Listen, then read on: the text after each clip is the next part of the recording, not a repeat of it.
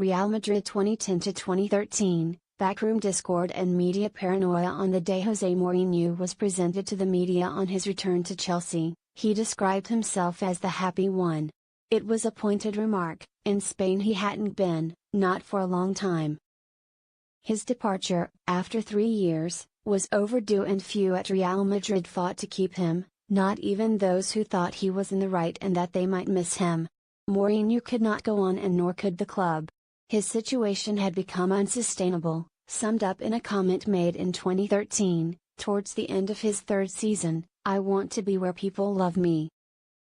Mourinho says he is one of the great managers, and quotes Hegel to prove it. Read more that night Madrid had been knocked out of the Champions League, defeated 4-1 in Dortmund and unable to turn it around in the second leg. They had long since seen the league disappear from their grasp, ultimately finishing 15 points behind Barcelona in La Liga. And in the Copa del Rey final they were defeated at home by their city rivals Atletico Madrid. By full-time Mourinho had gone, sent off. It had felt staged, sought.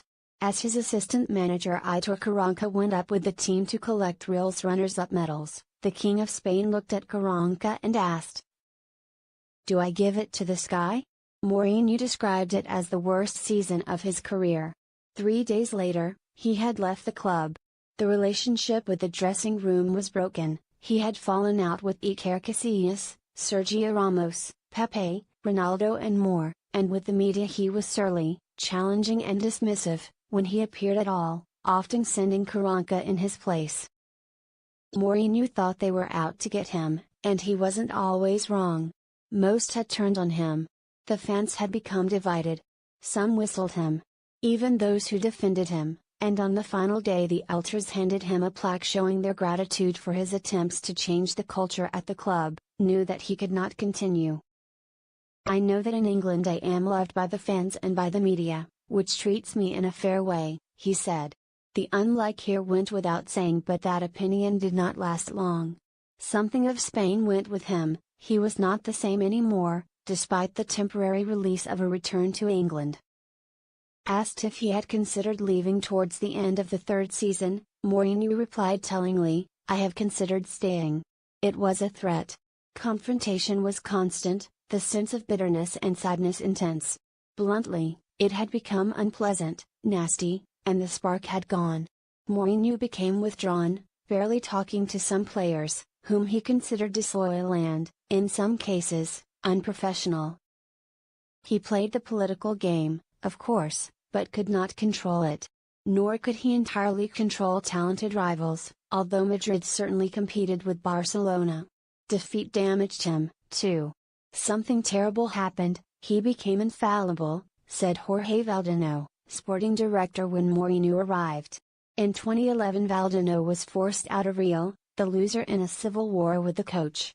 That was not the only battle. Mourinho and his staff cornered one reporter, alone, by the press room and confronted him, insisting there were black sheep in the squad. He made no secret of his hatred for Casillas, a very public falling out. Pepe had missed the cup final, dismissed after he suggested that the manager show the goalkeeper, the club captain, more respect. But if there is such a thing as a third season syndrome, and some of the parallels are striking, this was not exactly the same as, say, Chelsea. Mourinho saw the season through to the end. He was not sacked sooner, and the splits were not reduced to that season. They had been seen earlier, and it was not so much that they were more intense that season as irreversible. Jerzy Dudek recalled him throwing a bottle at the dressing room in the first campaign, shouting at his squad and vowing to find the rat who talked to the press. He complained that he had been stabbed in the back. The Pole recalled how the goalkeeping coach told him it had left a scar on his soul and that feels like a lasting one. Yet he did win the title in the second year, with record figures. He always felt that success did not get recognized, and nor did Madrid's improvement in Europe. 3 semi-final defeats, while better than the club had managed since 2003, was not good enough. The last was a season too far. The previous summer, he had already tried to seek a way out, hoping he would get the Manchester United job. He didn't. Chelsea didn't happen either, not yet. Instead, he renewed his contract, 4 more years when he no longer wanted to be at the Bernabeu for one. Increasingly, it showed. By the end, it was inescapable. Another year was impossible, a third was bad enough. Sitlo Chelsea 2013-15, the title, then, 227 days later, the door. It was the speed at the unraveling of José Mourinho's second coming at Chelsea that took the breath away. His previous divorce from the club had been telegraphed through a year of political grumbling before the axe inevitably fell a month into his fourth campaign. Yet this time, there were only 227 days between the Portuguese witnessing his side claim the Premier League title in May 2015 and, having been summoned from the staff's Christmas lunch in mid-December, the 10-minute meeting with the director Eugene Tenenbaum and the chairman, Bruce Buck, at Cobham to confirm he was to leave the club where he was fated most of all. So much of the intervening 7 months had been fraught. Transfer business that summer had been uninspiring, the board apparently more inclined to flesh out the squad with youthful potential, and Papi Djilabadji, until Pedro's arrival from Barcelona.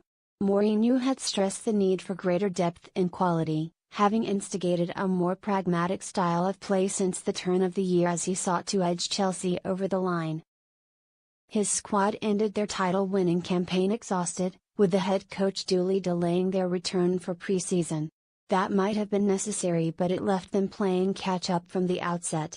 Regardless, Mourinho was already unimpressed with recruitment and his downbeat, grumpy mood set the tone.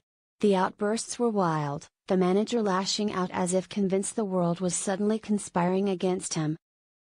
They were directed inexcusably at the medical staff on a difficult opening afternoon against Swansea. The subsequent legal dispute with Dr. Eva Carneiro would rumble on long after his departure, and would persist against television pundits and most regularly, officialdom. He suggested referees were afraid to award his Chelsea side decisions. With his appeal against the resulting Football Association charge still to be heard. He was sent to the stands at West Ham after confronting John Moss in the officials' room at half-time and banned from attending a loss at Stoke. His cumulative fines would total £141,000 over his second spell in charge by the time he left the club before Christmas.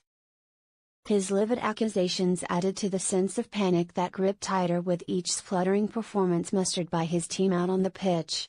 Maybe his players had tired of his training methods, or of the grinding style to which he had resorted, but nothing Mourinho tried, be it carrot or stick, succeeded in coaxing consistent performances from a collective shorn of confidence.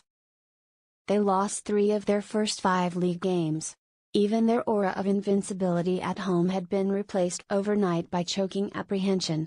When Southampton won 3-1 at Stamford Bridge in early October, confirming the club's worst start to a season in 37 years, Mourinho in effect challenged the board to sack him.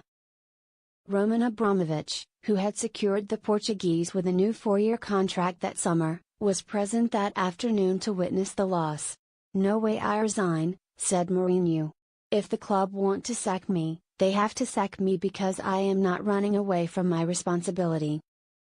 This is a crucial moment in the history of this club because, if the club sack me, they sack the best manager this club ever had. And the message again is that if there are bad results, the manager is guilty.